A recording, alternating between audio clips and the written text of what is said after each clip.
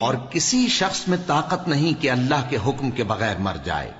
اس نے موت کا وقت مقرر کر کے لکھ رکھا ہے، اور جو شخص دنیا میں اپنے اعمال کا بدلہ چاہے اس کو ہم یہیں بدلہ دے دیں گے، اور جو آخرت میں طالب ثواب ہو اس کو وہاں اجر عطا کریں گے، اور ہم شکر گزاروں کو ان قریب بہت اچھا صلہ دیں گے.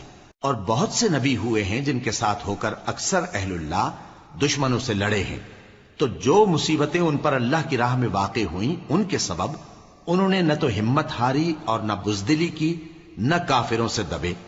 اور اللہ استقلال رکھنے والوں کو دوست رکھتا ہے. اور اس حالت میں ان کے منہ سے کوئی بات نکلتی تو یہی کہ اے پروردگار، ہمارے گناہ اور زیادتیاں جو ہم اپنے کاموں میں کرتے رہے ہیں معاف فرما، اور ہم کو ثابت قدم رکھ اور کافروں پر فتح عنایت کر.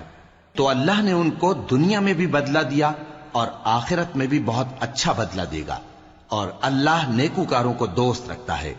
مومنوں، اگر تم کافروں کا کہا مان لوگے تو وہ تم کو الٹے پاؤں پھیر کر مرتد کر دیں گے، پھر تم بڑے خسارے میں پڑ جاؤ گے.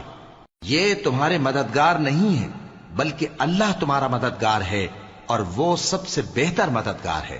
ہم ان قریب کافروں کے دلوں میں رو